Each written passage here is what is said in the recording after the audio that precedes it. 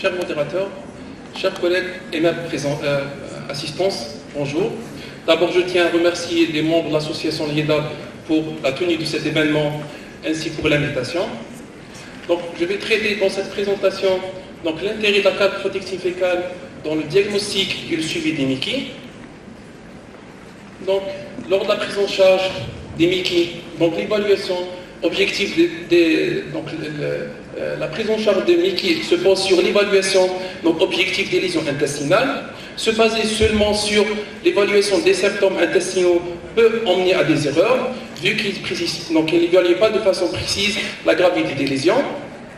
Il y a plus d'un tiers des patients en rémission clinique et qui présentent des lésions endoscopiques, et chez plus de 10% des patients symptomatiques, l'endoscopie elle est normale. Donc on sait tous que l'amélioration ou la disparition des lésions intestinales permet d'apprécier une évolution favorable avec un taux diminué de complications, d'ainsi d'hospitalisation et de recours à la chirurgie. D'où l'intérêt des techniques d'endoscopie et d'imagerie dans l'évaluation des patients porteurs de MICI. Mais vu le coût élevé, la disponibilité limitée et la nature invasive, ces méthodes-là ne sont pas adaptées pour la surveillance périodique de la maladie. D'où l'intérêt de trouver des marqueurs non invasifs mieux adaptés pour ces objectifs. Donc on parle d'un marqueur non invasif idéal. Quand on parle c'est un marqueur qui permet de distinguer avec précision l'existence et l'absence de lésions de gravité et évaluer la réponse au traitement. C'est un marqueur qui est largement accessible, facile à utiliser, reproductible entre les individus et les laboratoires et à un moindre coût. Donc on parle de la calprotectine, elle peut répondre à toutes ces exigences, et actuellement c'est le meilleur biomarqueur disponible en pratique dans les MICI. Donc l'objectif de notre présentation, c'est d'abord connaître les modalités de dosage de la calprotectine, préciser la place de la calprotectine fécale dans la surveillance et la prise en charge des patients atteints de MICI, en détaillant les seuils de concentration. Donc on va illustrer les limites d'interprétation et on va répondre sur la question suivante, si la calprotectine, elle peut se substituer à l'imagerie ou à la coloscopie. Donc tout d'abord, quelques mots sur la calprotectine. Donc c'est une protéine qui est découverte la première fois en 1980, sous le nom de la protéine L1. Donc c'est une glycoprotéine hétérodimérique. Donc se retrouve dans le cytoplasme des neutrophiles, des monocytes ainsi des macrophages activés. Elle est composée des deux dimères, avec deux chaînes légères alpha, deux chaînes lourdes et deux chaînes légères. Donc elle représente environ 60% des protéines solubles dans le cytosol. Donc c'est une complexe protéique, d'où son première appellation protéine S100A A8A9. Donc c'est une protéine qui fixe le calcium et le zinc, c'est une protéine de liaison, ce qui lui confère des propriétés antibactériennes et antifongiques. Donc elle est décelable dans plusieurs liquides biologiques, notamment dans les selles, ainsi dans les urines, dans le sérum, la salive et le liquide synovial. Donc la calprotectine, c'est un marqueur de l'inflammation, vu qu'elle est sécrétée par les cellules activées lors du syndrome inflammatoire, ou lorsque la cellule est soumise à un stress ou lors du mort cellulaire. Donc elle se présente dans les selles, sa présence dans les selles, elle est proportionnelle à l'infiltration neutrophilique dans la muqueuse. Donc il a été démontré que le taux de la calprotectine est corrélé à l'excrétion de leucocytes, marqué à l'indium 117 et la perméabilité intestinale. Donc il faut savoir aussi qu'elle a une propriété, elle résiste aux ontoprotéases, ce qui lui confère une stabilité dans la température ambiante pendant plusieurs jours. De ce fait, le taux de la calprotectine s'élève quasi systématiquement en cas d'activité inflammatoire intestinale. C'est pour ça, c'est le marqueur le plus performant à ce jour dans les MICI. Elle représente un indicateur objectif d'activité inflammatoire.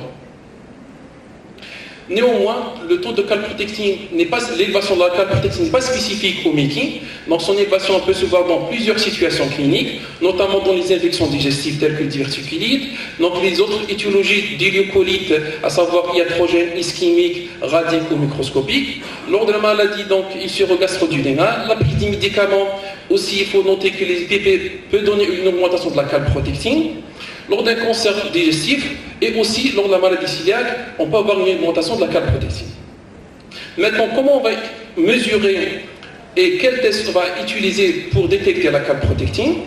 Il faut savoir d'abord qu'il faut utiliser le même test chez un patient donné, vu qu'il y a une variabilité intertest avec des résultats non interchangeables. Jusqu'à 2011, le seul test disponible c'était le test ELISA, qui est une technique d'immunomarquage donc enzymatique. Actuellement, donc il y a d'autres techniques, donc qui sont des techniques de chromographie immunologique, qui ont démontré qu'ils ont une bonne corrélation avec la technique d'ELISA, qui reste toujours la technique de référence. Mais ces nouvelles techniques, ils ont une sensibilité, une spécificité très élevée qui s'approche de 90%. Actuellement, il y a des nouveaux kits. Malheureusement, ce n'est pas disponible en Algérie. Ces kits d'auto-mesure qui permet, grâce à une application téléchargeable sur le smartphone, de suivre les taux de calprotectine de façon fiable, précise, et donc de façon semi-quantitative à domicile. Donc le malade peut suivre son taux de calprotectine de façon facile de chez lui, sans se déplacer à un laboratoire. Maintenant, on va essayer de dérouler les différentes situations avec l'intérêt de la calprotectine dans les différents cas de figure. Première situation, c'est la calprotectine qui va permettre de différencier entre maladie inflammatoire chronique de l'intestin et le syndrome d'intestin irritable. Donc sur une méta-analyse qui a colligé 13 études, 6 chez l'adulte et 7 chez l'enfant, on retrouve que la sensibilité globale elle est estimée à 98% et la spécificité elle avoisine les 96%. Donc pour des valeurs de calprotectine qui sont de 30 à 100 microgrammes par gramme de sel chez l'adulte. Chez l'enfant, la spécificité est la même, mais la sensibilité elle est moindre. Donc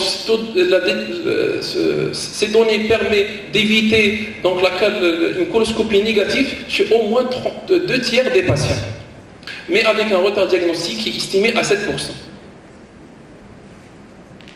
Donc sur un autre travail qui a colligé environ 900 patients âgés de 16 à 50 ans et qui présentent des symptômes gastro-intestinaux, donc avec un seuil de calprotectine qui dépasse les 50 microgrammes par gramme de sel, 10% ont été diagnostiqués comme atteints de maladie de Mickey.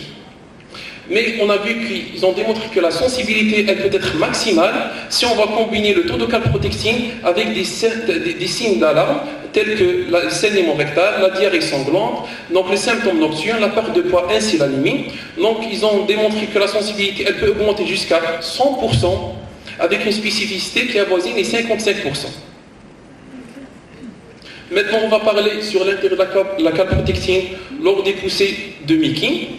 Donc sur cette méta-analyse qui a colligé 13 études, donc avec environ 1500 patients, on retrouve que la calprotectine, donc elle fait mieux que la CRP, elle est excellente par rapport au score clinique pour la détection d'une maladie endoscopiquement active, avec un seuil de calprotectine qui dépasse les 250, on voit que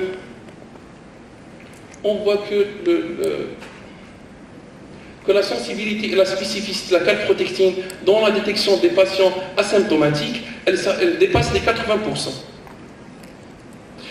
En plus, dans une étude qui a colligé, dans plus de 15 études, donc qui ont étudié la corrélation entre la calprotectine et l'activité endoscopique, la sensibilité, pareil, elle dépasse les 90%, et donc elle est plus performante dans l'RCH et la maladie de Crohn colique vis-à-vis la maladie de Crohn iliade pure. Un autre cas de figure, c'est lorsqu'on va utiliser la calprotectine pour évaluer l'efficacité du traitement. Donc il faut savoir qu'une normalisation ou diminution des concentrations de la calprotectine fécale permet de prédire une réponse clinique et une rémission soutenue à 1 an. Donc ici, je vous ai sélectionné 2 travaux. Le premier, celui de Louvain, donc, qui a regroupé des patients donc, porteurs de RCH sous sein infleximable. On voit donc en gris ici, c'est les patients. Donc à la 10e semaine, on a pu obtenir une rémission endoscopique. Ce groupe de patients a été corrélé avec une diminution progressive de la calprotectine à partir de la 2e semaine. Donc le taux de calprotectine est diminué de façon progressive et efficace pour arriver à un taux inférieur à 100 microgrammes. Donc ils ont retenu que une diminution de plus de 80% du taux de la colprotexine par rapport au taux initial permet de prédire une réponse endoscopique, une rémission endoscopique à la 10e semaine. Par ailleurs, l'absence de réduction suffisante de la calprotexine peut être un marqueur de non-réponse. Donc, deuxième travail, il a s'intéressé aux colites aiguës graves. Donc, ils ont démontré que la calprotexine, un taux de calprotexine qui dépasse les 1900, il peut être associé à un risque accru de colectomie après un traitement par corticoïde ou infliximab, avec une excellente spécificité, mais la sensibilité, elle est faible, elle avoisine les 24%. Maintenant, on va parler sur l'intérêt de la calprotexine dans la décision d'intensification ou dans les escalades thérapeutiques. Donc, je vous reporte ici l'étude CAL, donc s'y intéressé à ce sujet-là. Donc, vous connaissez tous, donc ce travail, il a étudié l'intérêt il a comparé deux stratégies. La première, c'est l'intensification du traitement, c'est des patients sous ADAM basés sur la réponse clinique seulement. Et le deuxième point, avec un contrôle strict, chez ces patients-là, la décision d'optimisation, elle était prise sur de nombreux facteurs. Essentiellement, c'est les biomarqueurs objectifs de l'inflammation tels que la calprotectine